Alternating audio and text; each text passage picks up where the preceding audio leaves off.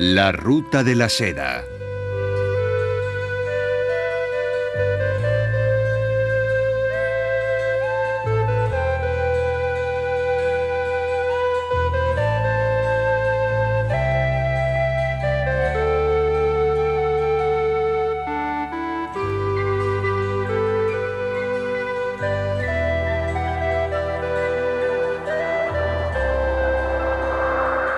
Travesía por el desierto de Taklamakan.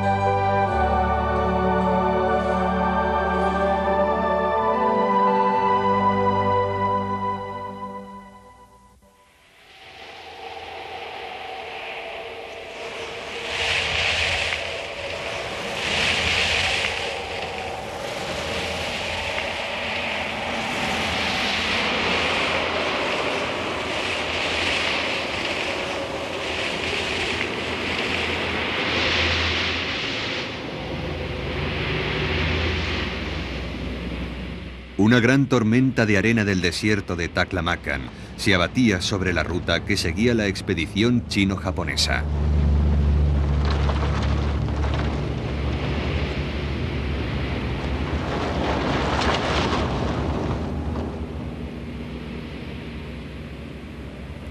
Tras dejar atrás Lulan, nos dirigíamos hacia el suroeste, a lo largo de la ruta sur hacia las tierras occidentales.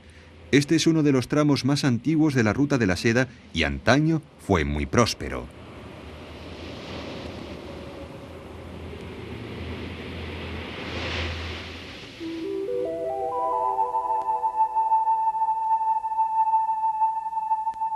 A 170 kilómetros del reino de Lulan, llegamos a las ruinas de la antigua ciudad budista de Miran. Podíamos ver una antigua fortaleza a través de la tormenta de arena que estaba arreciando. La torre de Miran estaba siendo contemplada por primera vez por ojos extranjeros desde que la redescubrió el explorador británico Aurel Stein a comienzos del siglo XX. Aquí Stein encontró hermosas pruebas de la fusión de dos civilizaciones. Esta pintura mural representa un ángel con alas. Es un poco como un serafín occidental, pero el pelo, con un solo rizo a la izquierda, muestra una influencia oriental.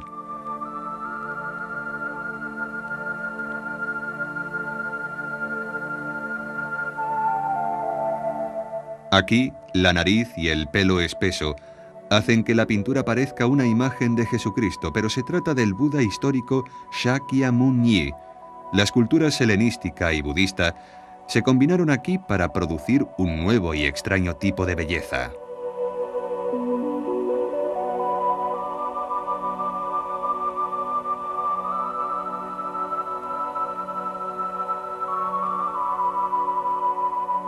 Este castillo fue construido con ladrillos secados al sol sobre un cuadrado de 70 metros de lado. Era una fortaleza de los tibetanos que llegaron aquí desde el sur en el siglo XVIII. Los tibetanos desaparecieron en el siglo XI y desde entonces Miran ha estado enterrada bajo la arena.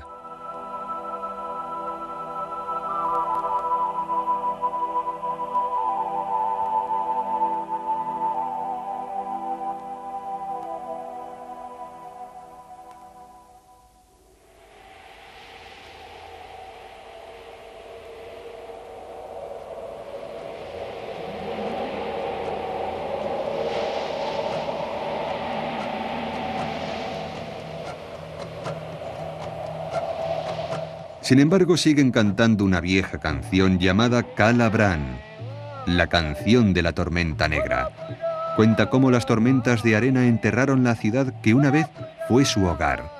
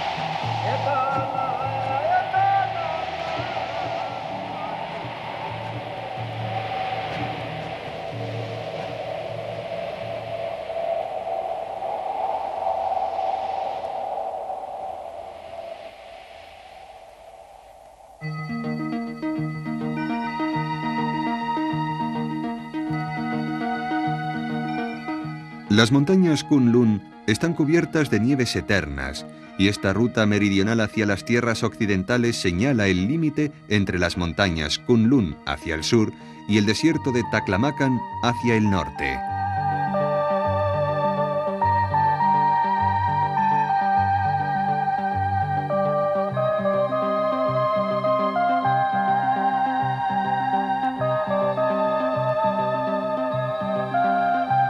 Hasta finales del siglo XIX, comienzos del XX, seguían llegando hasta aquí muchas expediciones de todos los lugares del mundo. La última fue la expedición británica dirigida por Stein, que llegó en 1914. Nosotros éramos los primeros extranjeros aquí en 65 años.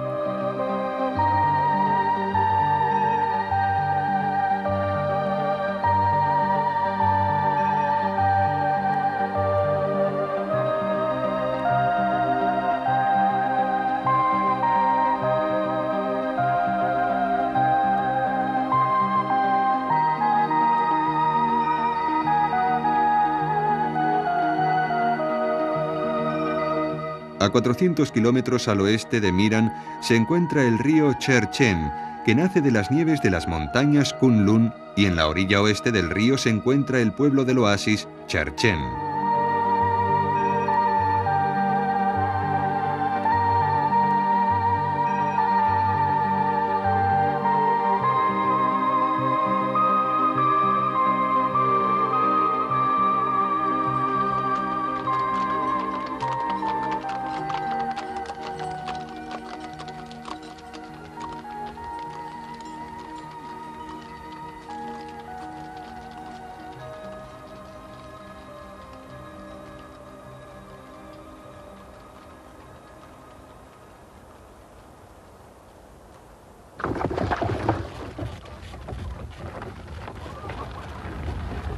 Al ser uno de los pocos oasis a lo largo de la Ruta del Sur, Cherchen ha ido creciendo.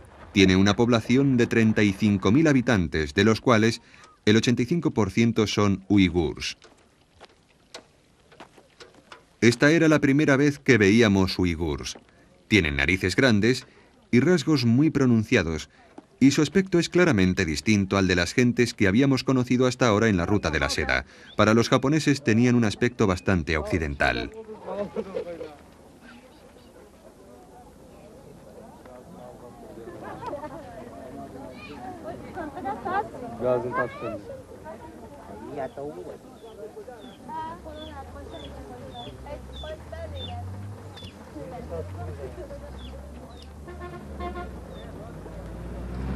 Esta es la calle principal de Cherchen, con todo tipo de mercancías a la venta a cada lado.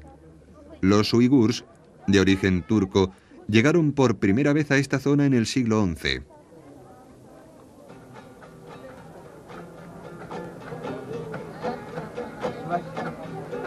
Hoy están establecidos por el desierto de Taklamakan y son los habitantes principales de la región autónoma de Xinjiang uigur.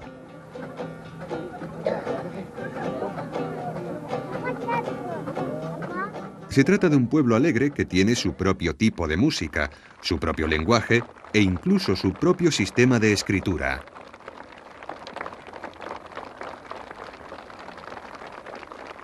La expedición fue recibida calurosamente por los niños de la primera escuela elemental de Cherchen. Esta escuela es solo para uigurs, que son mayoría en la ciudad, y tiene 500 alumnos, más que en la escuela china llamada Segunda Escuela Elemental. En los cursos inferiores aprenden en lenguaje uigur, pero empiezan a aprender chino a partir de cuarto.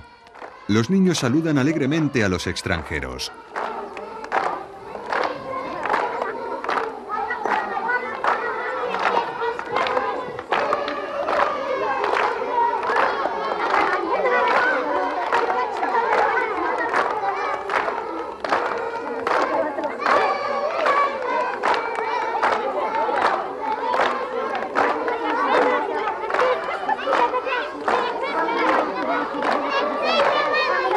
El pueblo uigur disfruta mucho del canto y del baile. De hecho, cada vez que se reúnen se ponen a cantar y a bailar. Esta es una canción nómada que todavía cantan en recuerdo de los viejos tiempos. Pero incluso en la actualidad hay un sindicato especial en Cherchen para los ganaderos nómadas.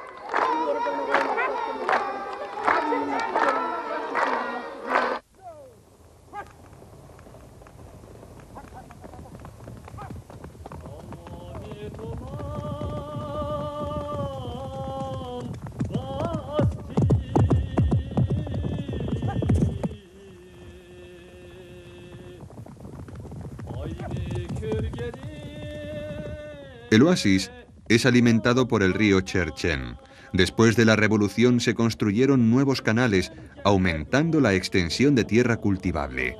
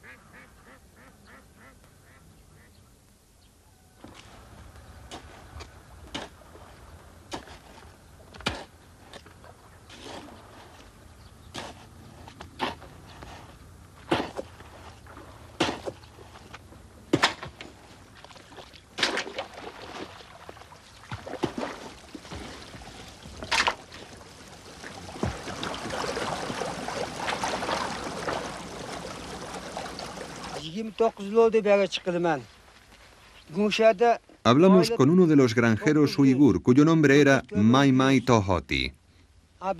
Sí, este es un buen sitio para vivir. Hay mucha agua, tierra agrícola y las cosechas son buenas. Aquí se puede cultivar casi cualquier cosa: trigo, maíz, cebada, viñas, melocotones, naranjas, melones, peras.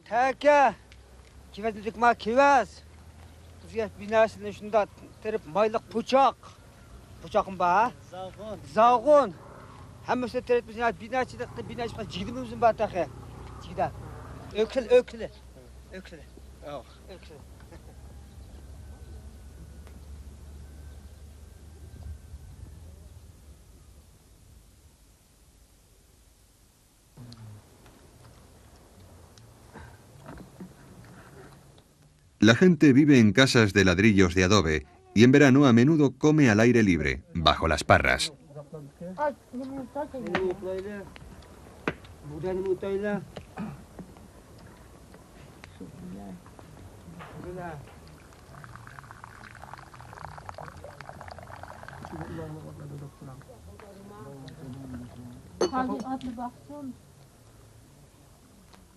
Hay 11 personas en la familia, incluyendo al hijo mayor y a sus niños.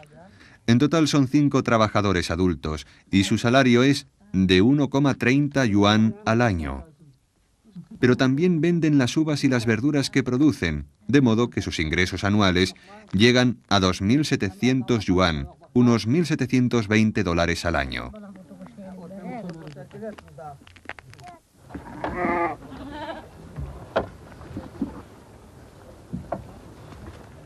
Pero tienen sus propias cabras para producir carne y cultivan casi todo el resto de su dieta, así que son relativamente ricos. Mai Mai Tohoti dice que su familia podría ser considerada de clase media en Cherchen.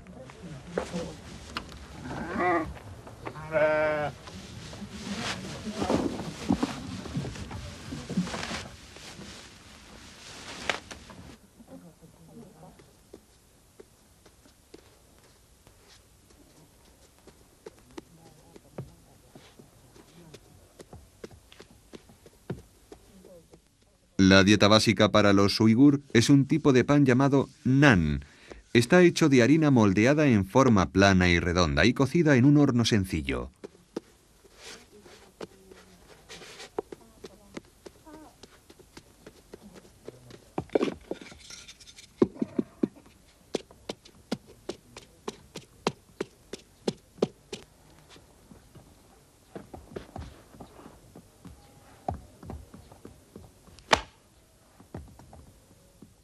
Cinco o seis vecinas se reúnen y charlan mientras preparan una ración semanal de nan, varios cientos de panes planos.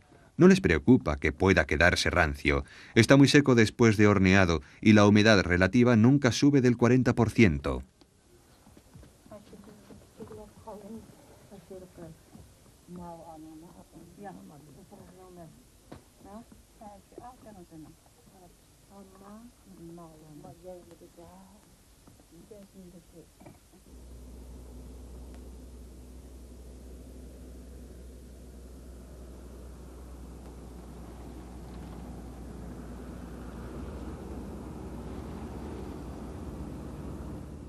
A 360 kilómetros al oeste de Cherchen está la población de Minfeng.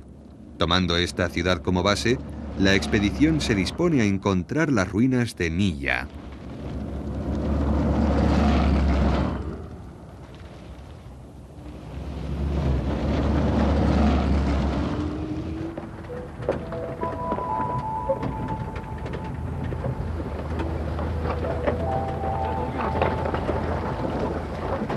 Para llegar a Nilla hay que ir 110 kilómetros hacia el norte a lo largo del río Nilla hacia el desierto de Taklamakan.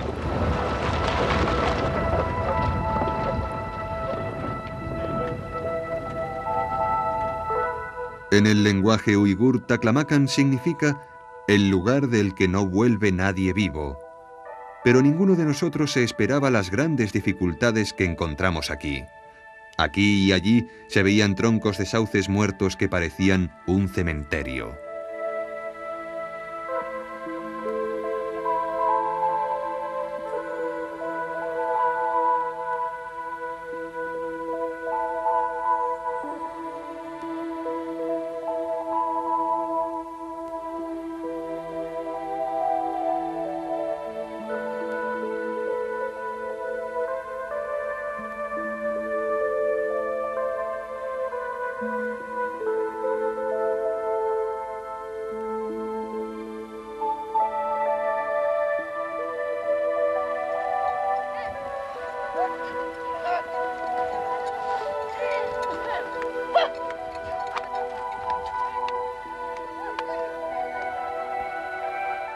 En los bosques muertos encontramos una manada de camellos.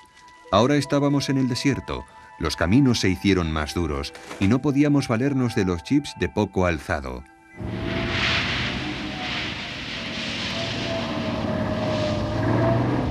Tuvimos que trasladar todo el equipo a los camiones y viajar en los vehículos abiertos bajo el ardiente sol.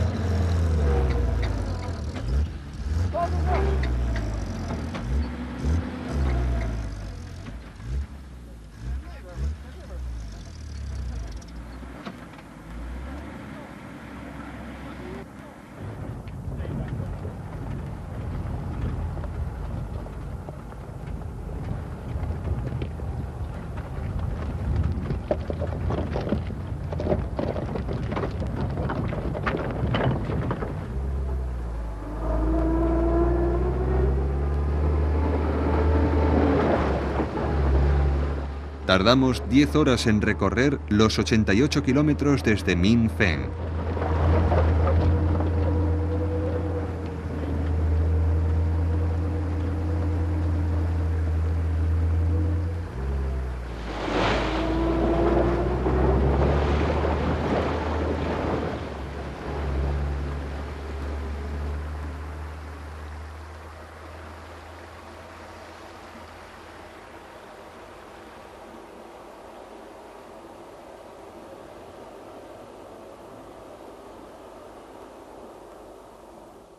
Habíamos dividido el recorrido en 2 etapas, la primera en camión a lo largo del río Nilla hasta Damazar y la segunda en camello para los últimos 30 kilómetros hasta Nilla, un día de viaje.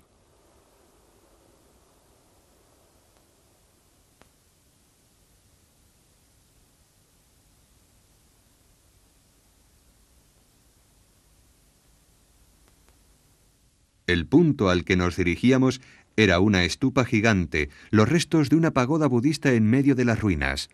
Pensábamos explorar las ruinas desde esta torre durante un par de días y volver a Damazar la mañana del 5.º día. Establecimos el campamento en medio del desierto. La caravana estaba formada por 58 camellos y 29 personas, incluyendo 10 expedicionarios, un médico, un operador de radio y un guía local. Llevábamos más de 4 toneladas de provisiones, de las cuales más de la mitad, 2,5 toneladas de hecho, era agua. Llevábamos la menor cantidad posible de cámaras, equipo y comida.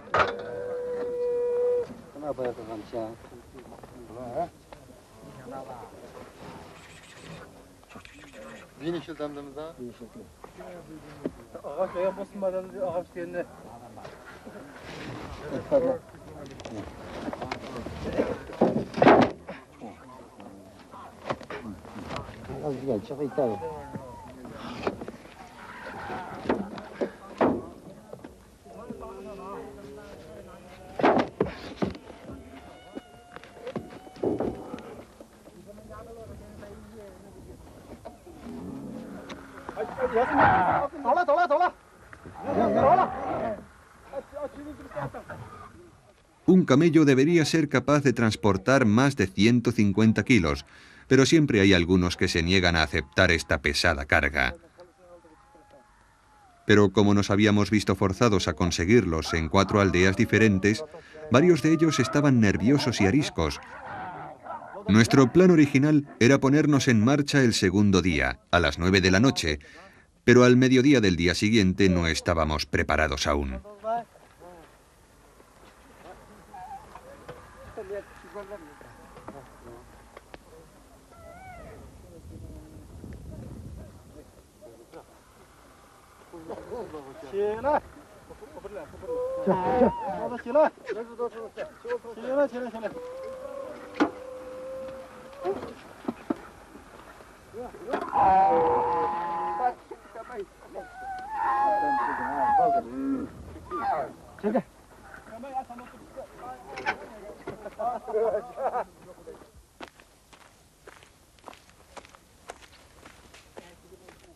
Inesperadamente encontramos a un hombre muy anciano que nos dijo que había guiado a Stein hasta las ruinas Nilla en 1906. Hacía más de 70 años. Hola, ahora tengo 92 años. Recuerdo que encontramos una vieja vasija con muchos papeles rojos en su interior. Debían ser documentos escritos. Hacía mucho frío cuando los encontramos. No me gustó demasiado.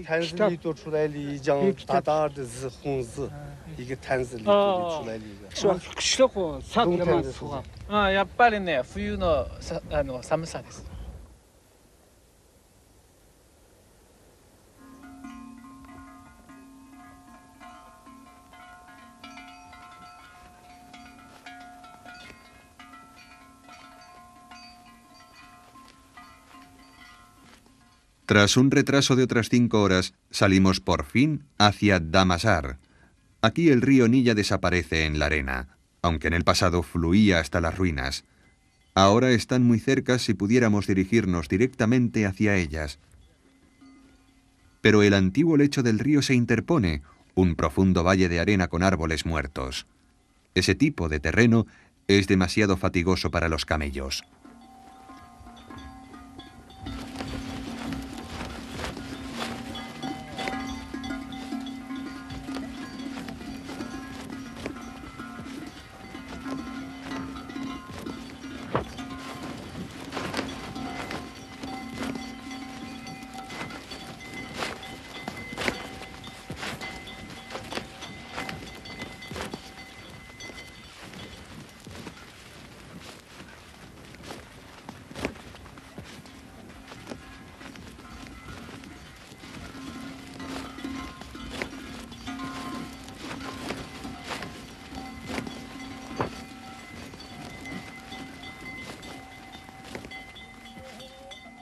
Evitando la ruta del valle nos dirigimos hacia el noroeste, hacia el desierto.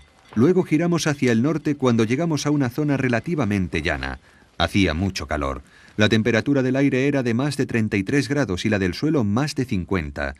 Si lográbamos encontrar las ruinas Nilla, seríamos los primeros extranjeros en verlas desde hacía 70 años.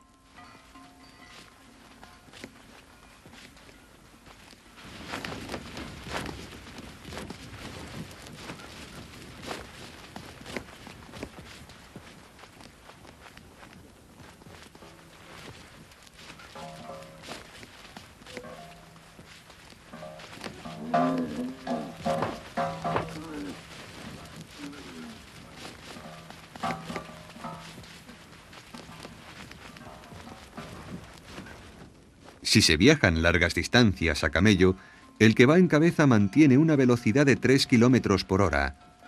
El día que habíamos salido tarde, nos quedaban solo 5 kilómetros hasta las ruinas cuando se puso el sol.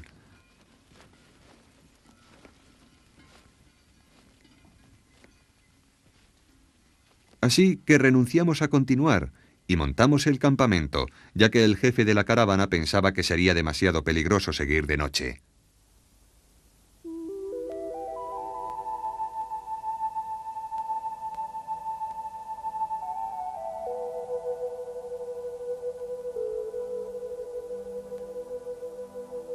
A la mañana siguiente nos pusimos en marcha a las 9 porque pensábamos que tardaríamos solo 1 hora en llegar a las ruinas. Hacía mucho calor y ya a esas horas de la mañana teníamos casi 30 grados.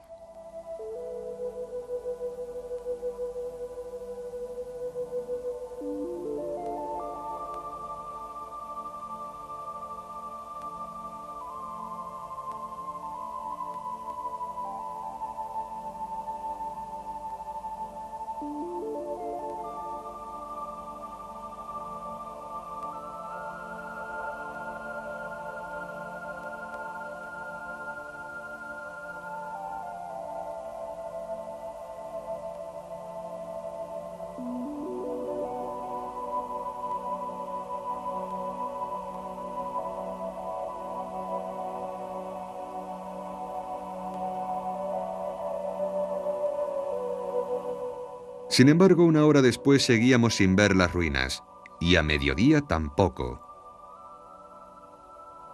Después de una comida rápida, seguimos avanzando sin el descanso habitual de cada 2 horas. Nuestras cantimploras, que compartíamos cuidadosamente, se estaban quedando vacías rápidamente, pero seguíamos sin ver otra cosa que desierto vacío. Llevábamos viajando más de 9 horas y seguíamos viendo solo desierto. La temperatura llegaba a más de 40 grados y ya no teníamos ni idea de dónde nos encontrábamos. Estábamos perdidos y muy cansados.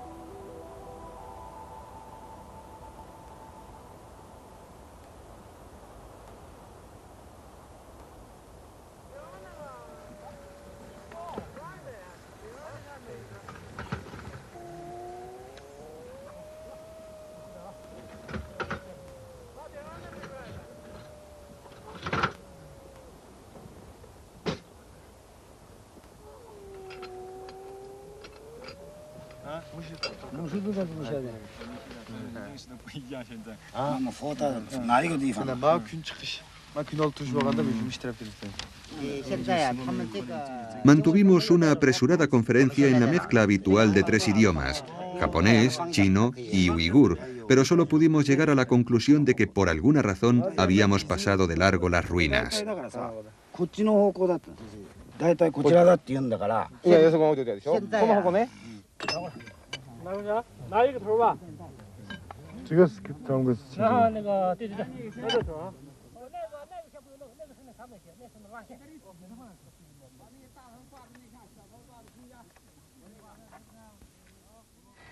La noche cayó antes de que pudiéramos establecer nuestra situación.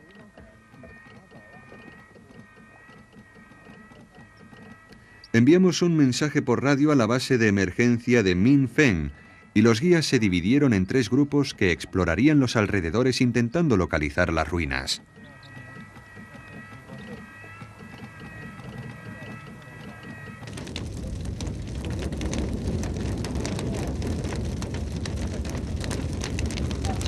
Aquella noche mantuvimos una hoguera ardiendo para señalar nuestra posición y que las patrullas pudieran localizarnos. Estábamos realmente inquietos.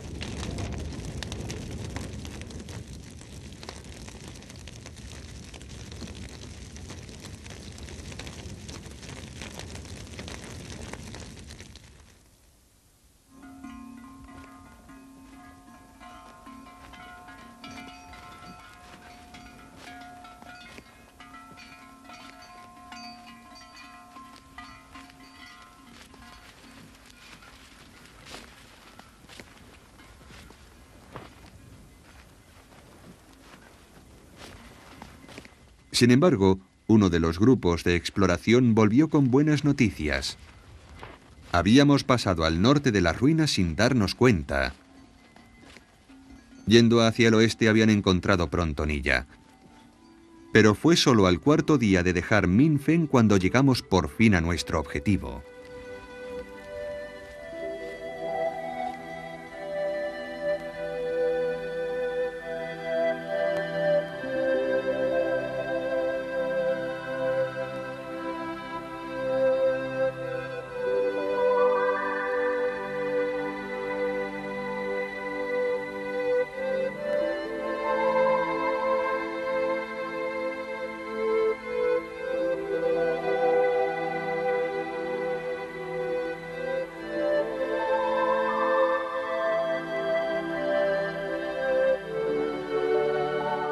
La estupa, o torre budista, medía 6 metros de alto.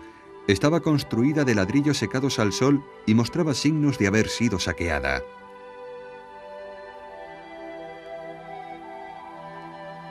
Las ruinas Nilla cubren una zona de 20 kilómetros de norte a sur por 10 kilómetros de este a oeste, centrada en esta estupa.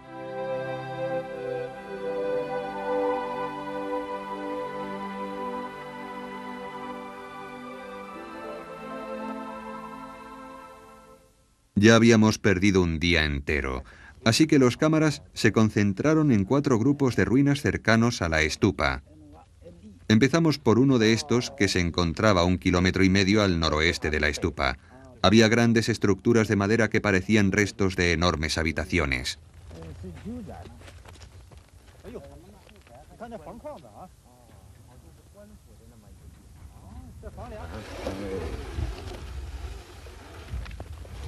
La medición reveló que cada una tenía unos 8 metros cuadrados.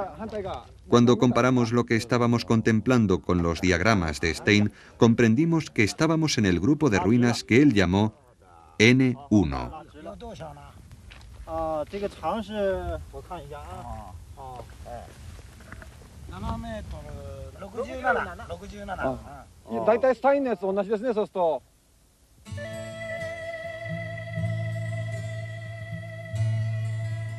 A 1 kilómetro más hacia el noroeste se encontraba otro grupo que Stein denominó N2.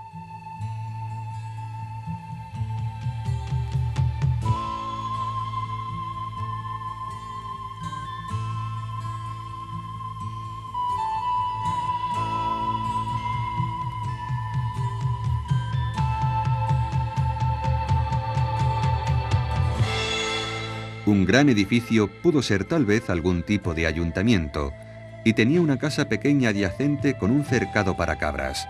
Aquí habían vivido juntas personas de muchas ocupaciones distintas, oficiales, granjeros y otras.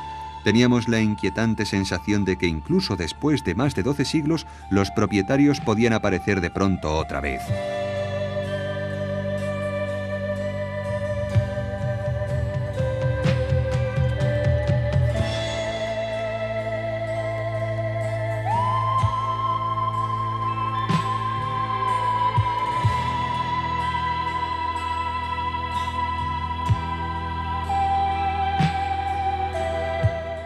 Desde Stein, muchos exploradores de distintas partes del mundo han excavado aquí intentando averiguar más sobre las vidas de las gentes de Nilla.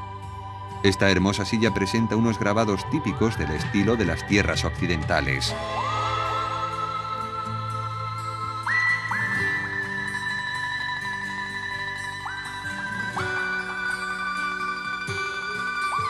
Esta diminuta imagen budista cabe en la palma de la mano. Se pueden ver rastros del budismo por doquier.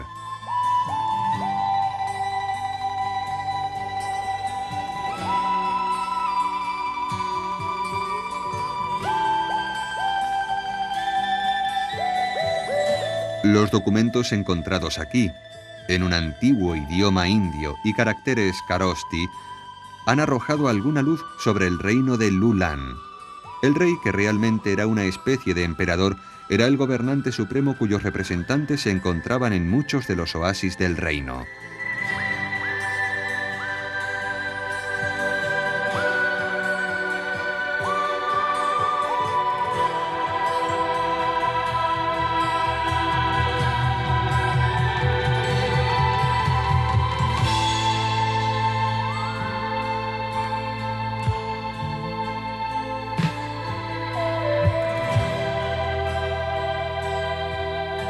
Parece claro que debió existir un buen sistema de administración central. A unos 3 kilómetros al sur de la estupa había una gran casa que pertenecía al jefe local, nombrado por el rey de Lulan y llamado Choboji.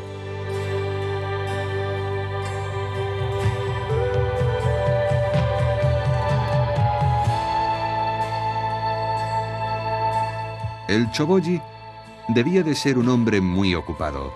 Sabemos que tenía que recolectar los impuestos y administrar la región, supervisar el paso de viajeros a lo largo de la ruta de la seda, certificar la adopción de niños y actuar como una suerte de asesor matrimonial. Muchas personas debían acudir a esta gran casa que era más bien como un pequeño palacio.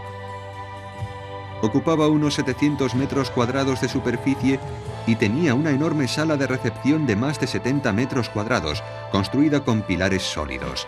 Stein decía que las casas de Nilla estaban bien construidas y que eran muy espaciosas.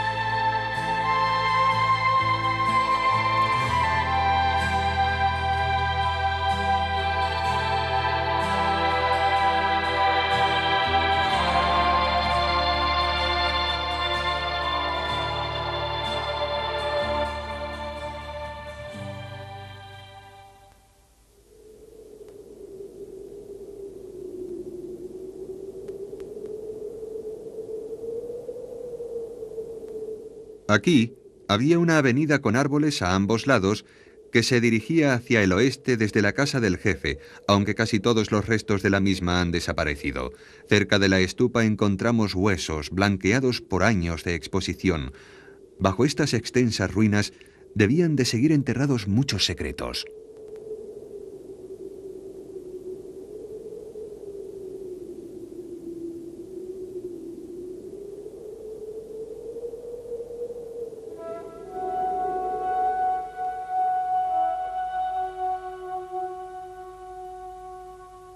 Aquí vemos las momias de un hombre y de su mujer descubiertas en una de las tumbas de las ruinas Nilla. Al parecer la mujer se suicidó cuando murió su marido. Un ritual que los indios llamaban Su-Ti.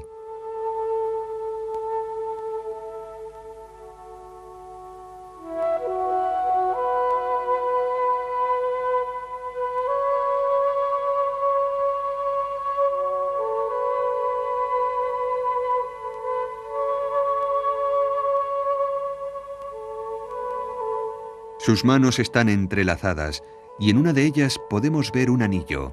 Casi podemos leer la historia de un gran amor, como el de la mujer de Lulan con las plumas de garza en el pelo. El cuerpo del hombre estaba envuelto en un manto de seda con 4 caracteres chinos bordados, una oración por la felicidad eterna.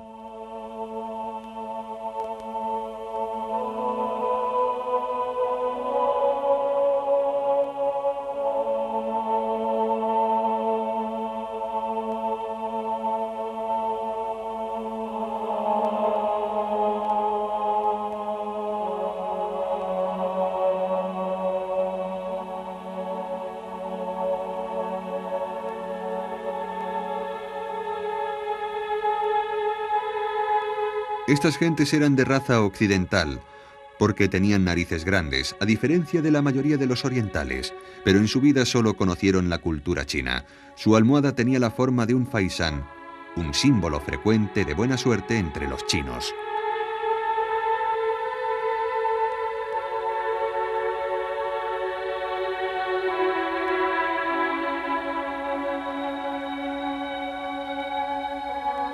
Y sus peines y cestas de cosméticos estaban hechas de madera de glicina, un material típicamente chino.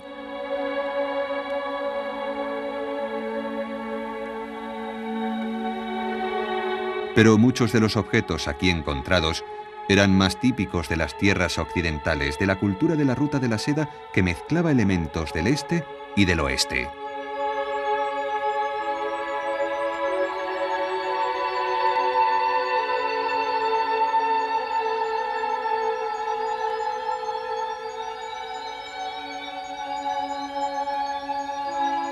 Las monedas que se usaban en Nilla eran las famosas Sino-Carosti, con caracteres chinos en una cara y Carosti en la otra. De pronto, a mediados del siglo IV de nuestra era, Nilla desaparece. No se sabe nada de su caída. Tal vez, a medida que el río Nilla se iba secando y avanzaba el desierto, la gente tuvo que emigrar hacia el sur para encontrar medios de subsistencia.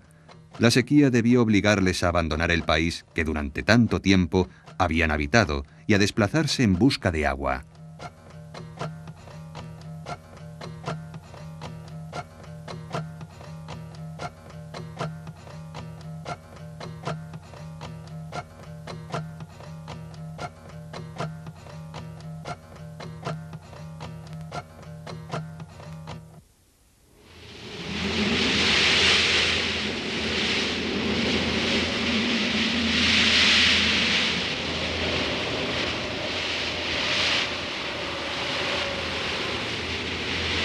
Al anochecer del segundo día, en las ruinas, el tiempo cambió repentinamente.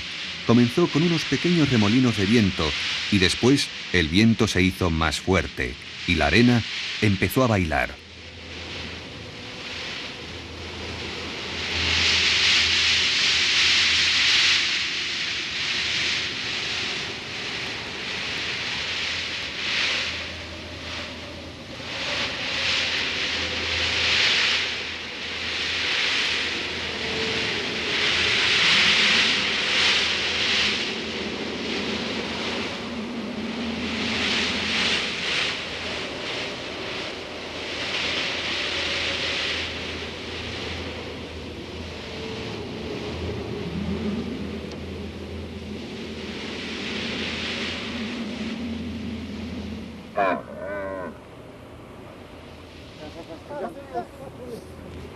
Los camellos estaban muy cansados. Habían soportado muchos días con una temperatura ambiental de más de 40 grados y de 50 en el terreno. Habían llegado al límite de su resistencia y empezaron a clamar pidiendo agua. Les dimos la mayor parte de la que nos quedaba.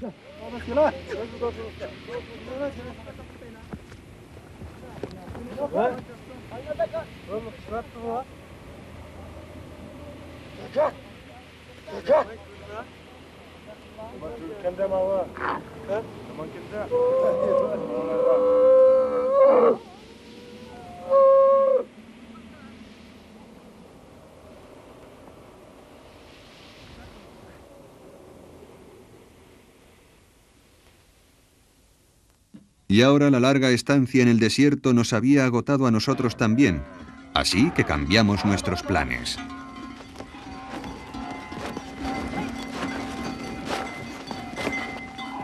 El jefe de caravana decidió que había llegado el momento de ignorar los peligros de viajar en la oscuridad. Dejaríamos Nilla a medianoche. Pero no se queden dormidos, nos advirtió. Si alguien se cae de su camello, se quedará atrás. Las ruinas Nilla desaparecieron rápidamente en la oscuridad de una noche sin luna en el desierto.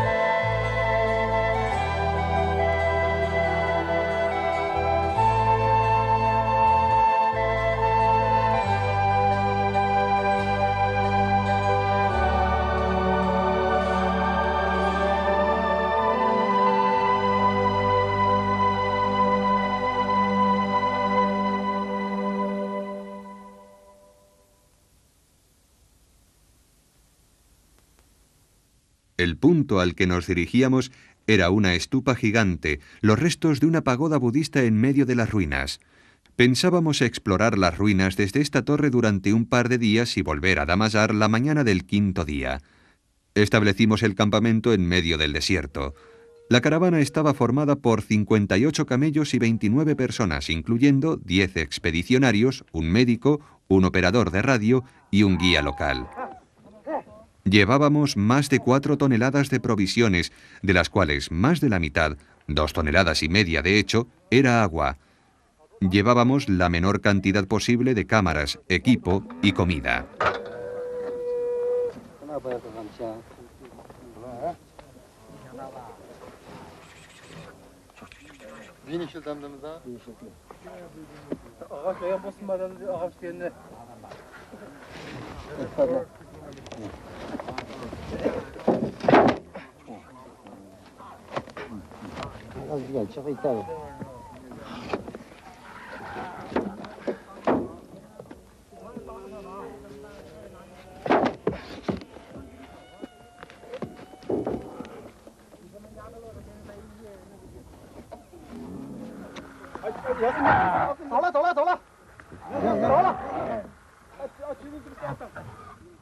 Un camello debería ser capaz de transportar más de 150 kilos, pero siempre hay algunos que se niegan a aceptar esta pesada carga.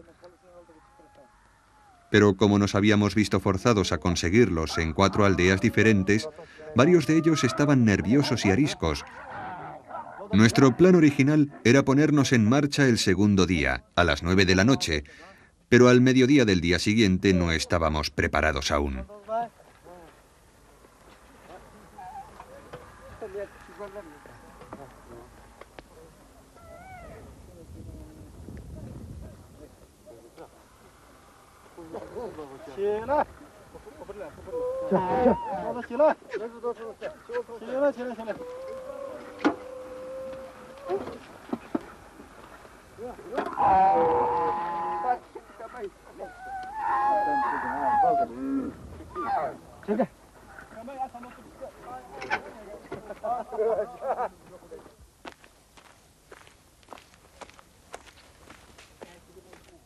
Inesperadamente encontramos a un hombre muy anciano que nos dijo que había guiado a Stein hasta las ruinas Nilla en 1906. Hacía más de 70 años.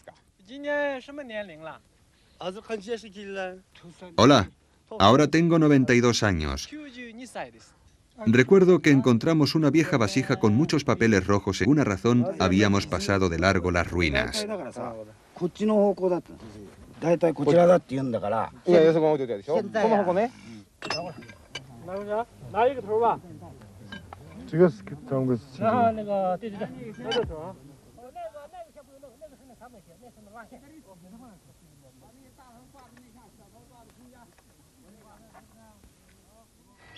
La noche cayó antes de que pudiéramos establecer nuestra situación.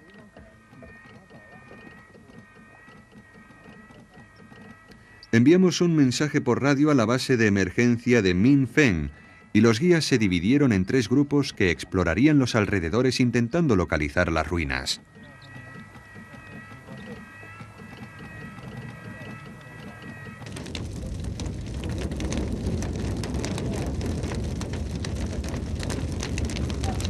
Aquella noche mantuvimos una hoguera ardiendo para señalar nuestra posición y que las patrullas pudieran localizarnos. Estábamos realmente inquietos.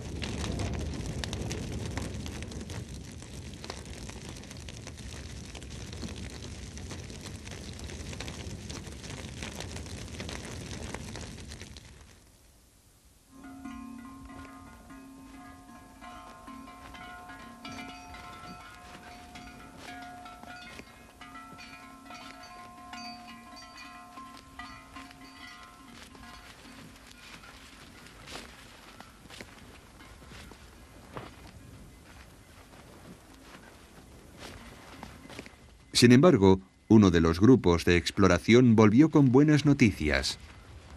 Habíamos pasado al norte de las ruinas sin darnos cuenta. Yendo hacia el oeste habían encontrado pronto Nilla. Pero fue solo al 4.º día de dejar Min Feng cuando llegamos por fin a nuestro objetivo.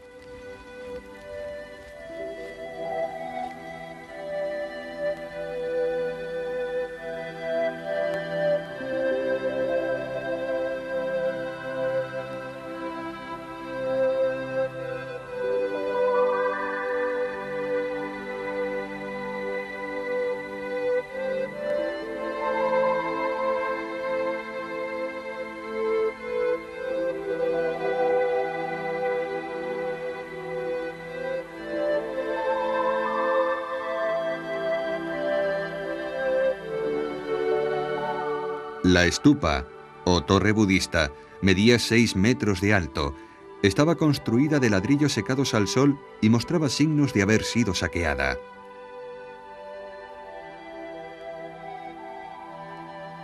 Las ruinas Nilla cubren una zona de 20 kilómetros de norte a sur por...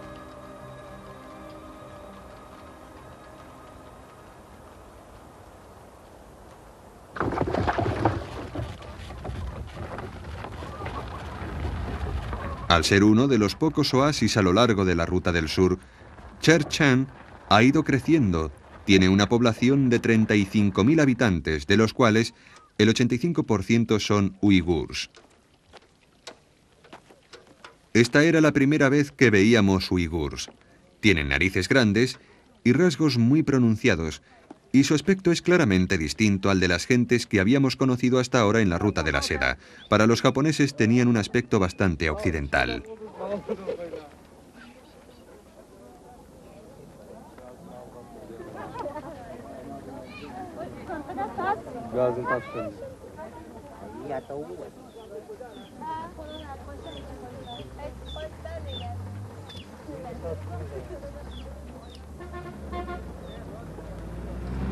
Esta es la calle principal de Cherchan, con todo tipo de mercancías a la venta a cada lado. Los uigurs, de origen turco, llegaron por primera vez a esta zona en el siglo XI.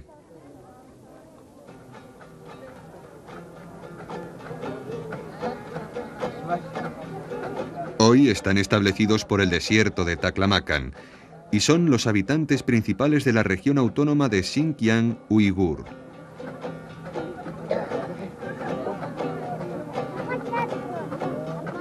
Se trata de un pueblo alegre que tiene su propio tipo de música, su propio lenguaje e incluso su propio sistema de escritura.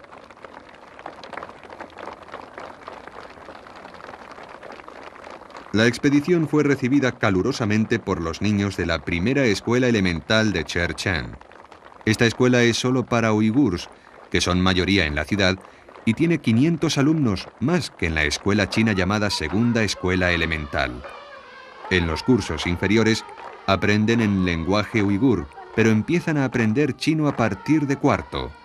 Los niños saludan alegremente a los extranjeros.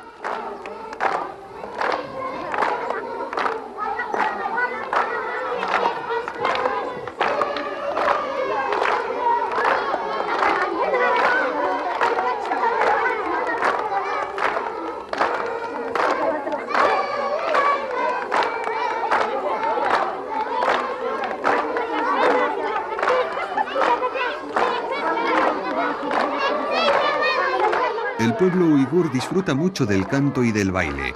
De hecho, cada vez que se reúnen se ponen a cantar y a bailar. Esta es una canción nómada que todavía cantan en recuerdo de los viejos tiempos. Pero incluso la expedición fue recibida calurosamente por los niños de la primera escuela elemental de Cherchen. Esta escuela es solo para uigurs, que son mayoría en la ciudad, y tiene 500 alumnos, más que en la escuela china llamada Segunda Escuela Elemental. En los cursos inferiores aprenden en lenguaje uigur, pero empiezan a aprender chino a partir de cuarto. Los niños saludan alegremente a los extranjeros.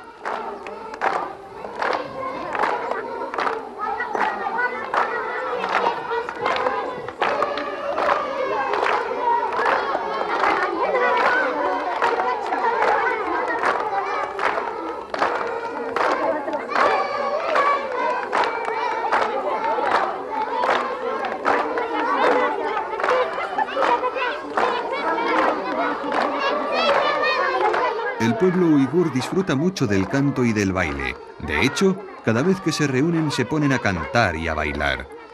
Esta es una canción nómada que todavía cantan en recuerdo de los viejos tiempos. Pero incluso en la actualidad hay un sindicato especial en Cherchen para los ganaderos nómadas.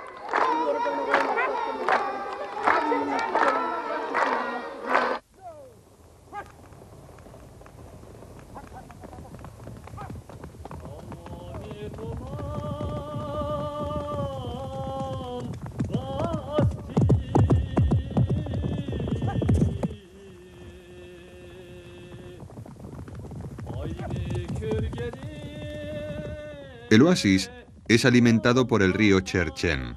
Después de la revolución se construyeron nuevos canales, aumentando la extensión de tierra cultivable.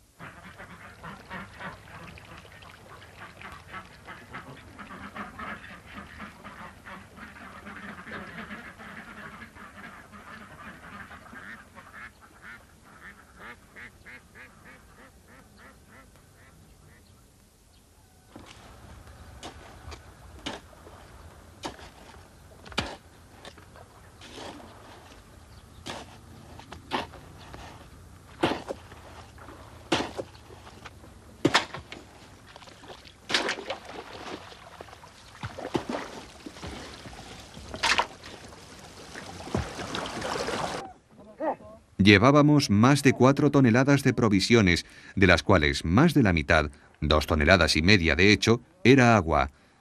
Llevábamos la menor cantidad posible de cámaras, equipo y comida.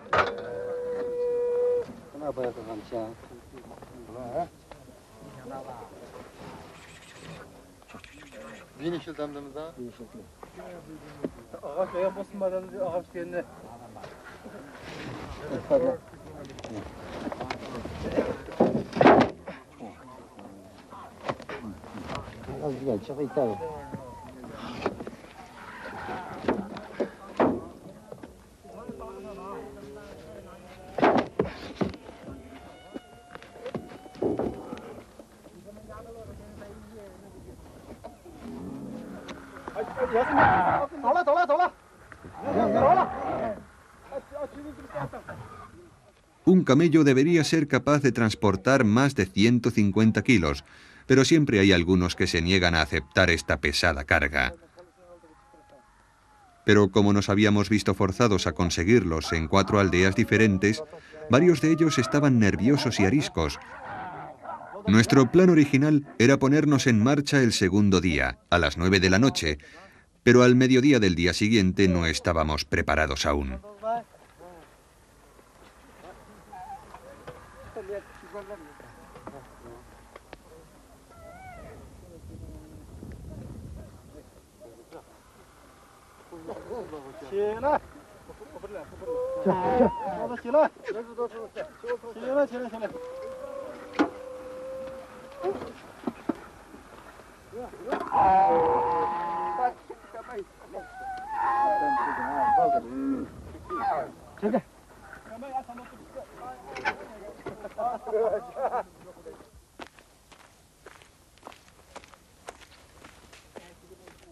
Inesperadamente encontramos a un hombre muy anciano que nos dijo que había guiado a Stein hasta las ruinas Nilla en 1906. Hacía más de 70 años. Hola, ahora tengo 92 años. Recuerdo que encontramos una vieja vasija con muchos papeles rojos en su interior. Debían ser documentos escritos. Hacía mucho frío cuando los encontramos. No me gustó demasiado.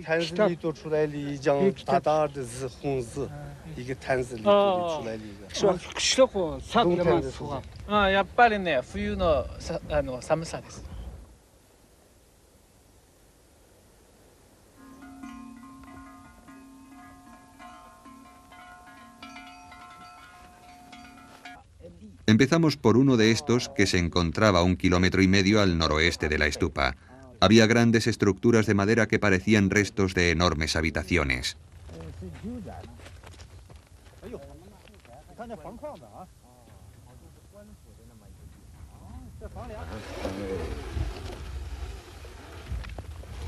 La medición reveló que cada una tenía unos 8 metros cuadrados.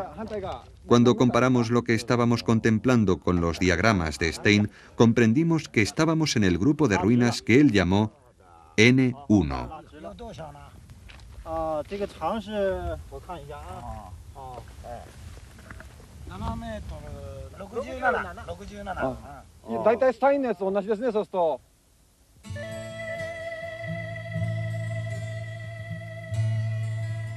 A 1 kilómetro más hacia el noroeste se encontraba otro grupo que Stein denominó N2.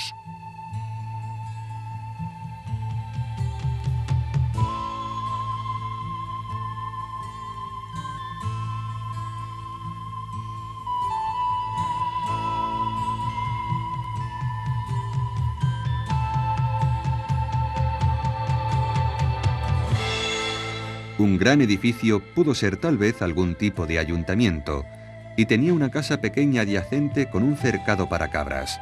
Aquí habían vivido juntas personas de muchas ocupaciones distintas, oficiales, granjeros y otras. Teníamos la inquietante sensación de que incluso después de más de 12 siglos, los propietarios podían aparecer de pronto otra vez.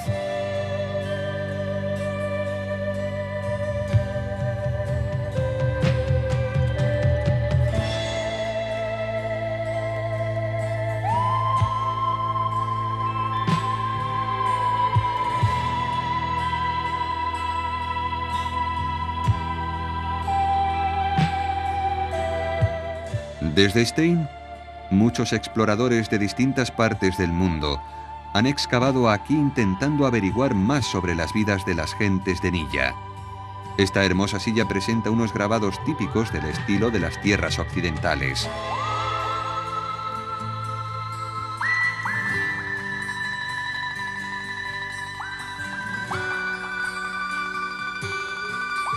Esta diminuta imagen budista cabe en la palma de la mano. Se pueden ver rastros del budismo por doquier.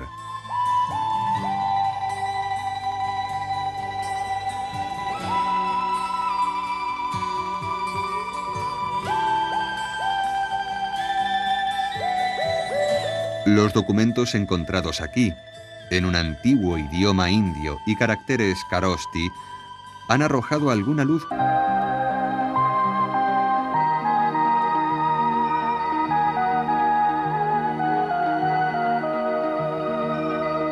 A 400 kilómetros al oeste de Miran se encuentra el río Cherchen, que nace de las nieves de las montañas Kunlun, y en la orilla oeste del río se encuentra el pueblo del oasis Cherchen.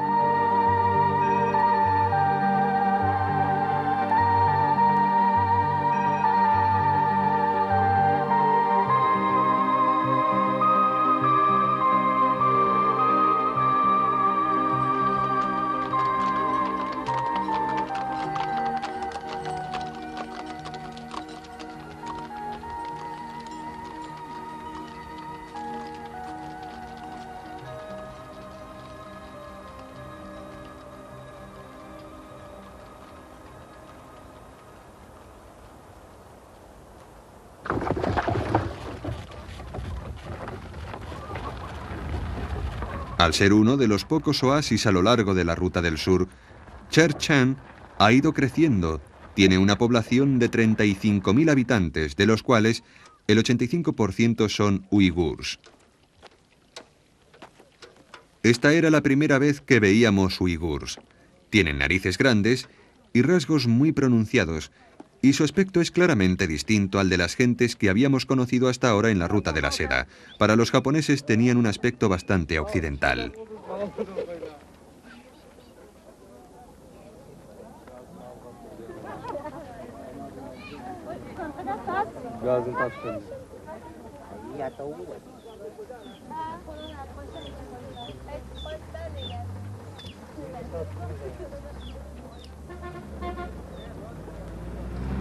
Esta es la calle principal de Cherchen, con todo tipo de mercancías a la venta a cada lado.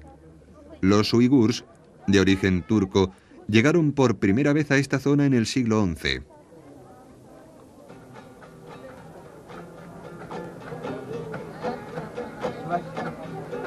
Hoy están establecidos por el desierto de Taklamakan y son los habitantes principales de la región autónoma de Xinjiang uigur.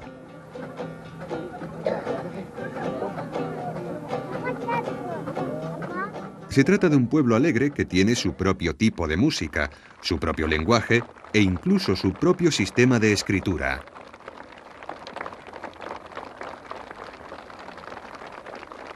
La expedición fue recibida calurosamente por los niños de la primera escuela elemental de Cherchen. Esta escuela es solo para uigurs, que son mayoría en la ciudad, y tiene 500 alumnos, más que en la escuela china llamada Segunda Escuela Elemental.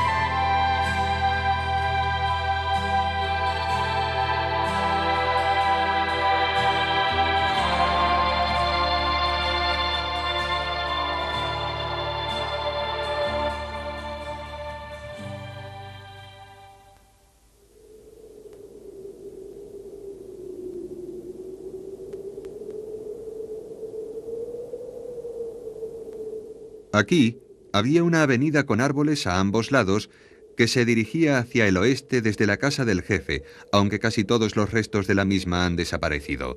Cerca de la estupa encontramos huesos blanqueados por años de exposición. Bajo estas extensas ruinas debían de seguir enterrados muchos secretos.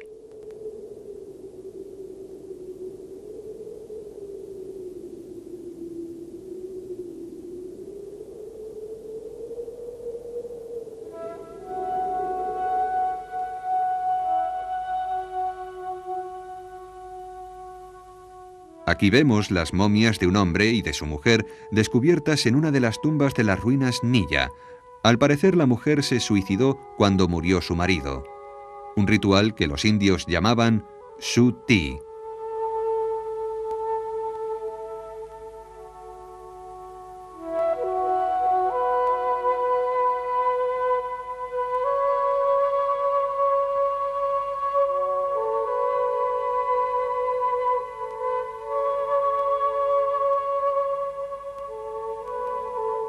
Sus manos están entrelazadas y en una de ellas podemos ver un anillo. Casi podemos leer la historia de un gran amor, como el de la mujer de Lulan con las plumas de garza en el pelo. El cuerpo del hombre está...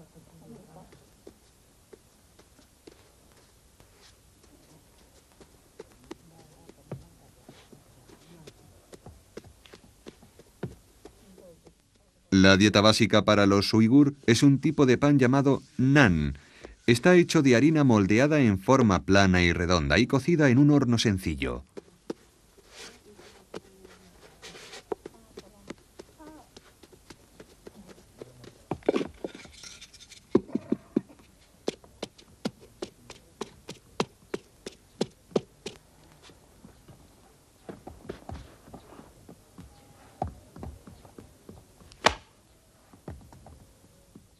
Cinco o seis vecinas se reúnen y charlan mientras preparan una ración semanal de naan, varios cientos de panes planos.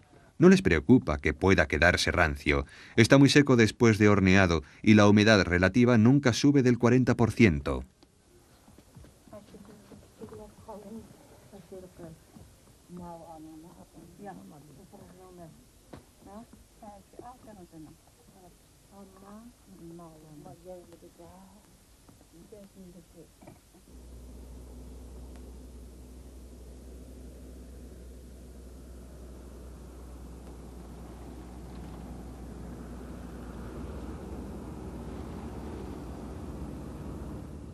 A 360 kilómetros al oeste de Cherchen está la población de Minfeng.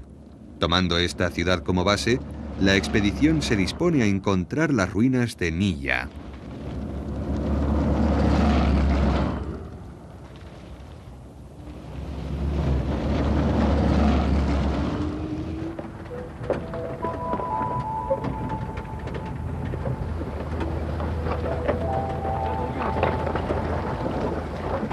Para llegar a Nilla hay que ir 110 kilómetros hacia el norte a lo largo del río Nilla hacia el desierto de Taklamakan.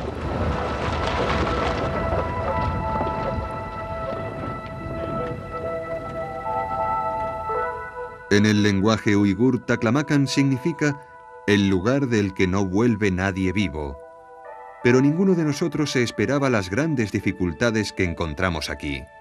Aquí y allí se veían troncos de sauces muertos que parecían un cementerio.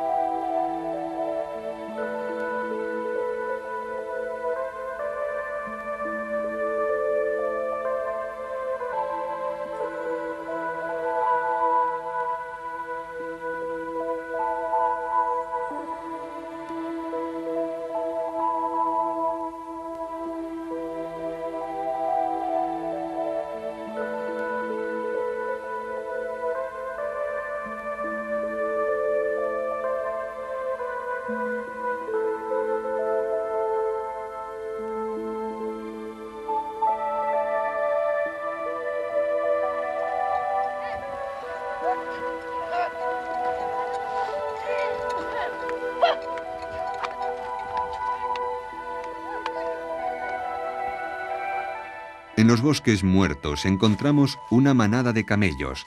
Ahora estábamos en el desierto. Los caminos se hicieron más duros y no podíamos valernos de los jeeps de poco alzado.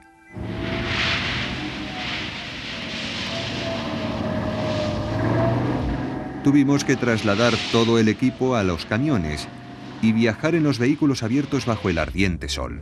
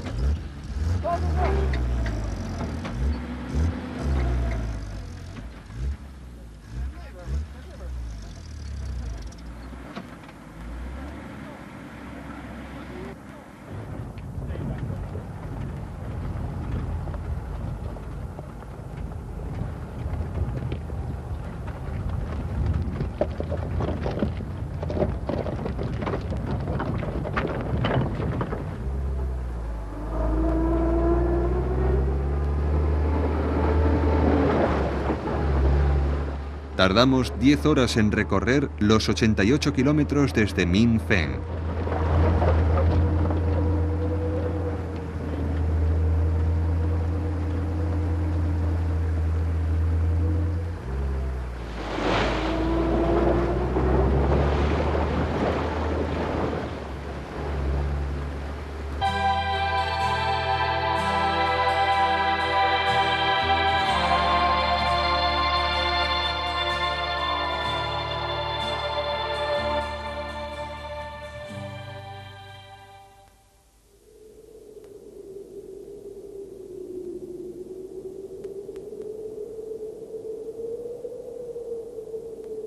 Aquí había una avenida con árboles a ambos lados que se dirigía hacia el oeste desde la casa del jefe, aunque casi todos los restos de la misma han desaparecido. Cerca de la estupa encontramos huesos blanqueados por años de exposición. Bajo estas extensas ruinas debían de seguir enterrados muchos secretos.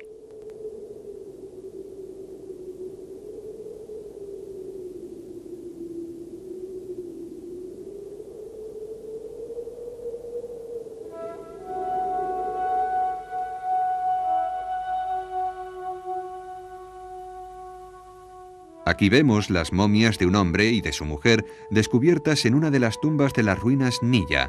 Al parecer la mujer se suicidó cuando murió su marido. Un ritual que los indios llamaban Su Ti.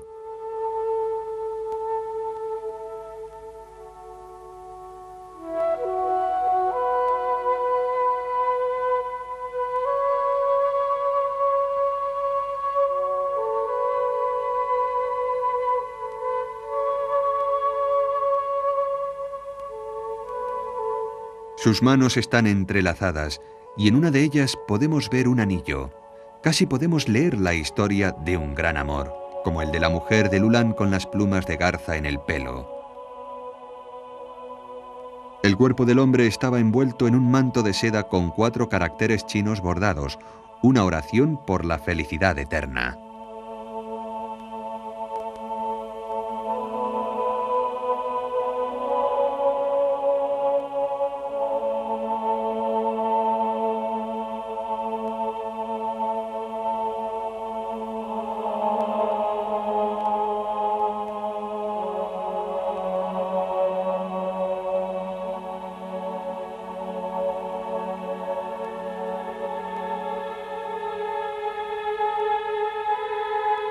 Estas gentes eran de raza occidental, porque tenían narices grandes, a diferencia de la mayoría de los orientales, pero en su vida solo conocieron la cultura china.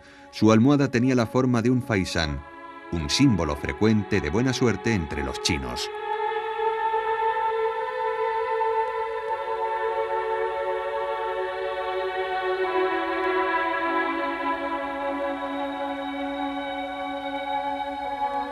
Y sus peines y cestas de cosméticos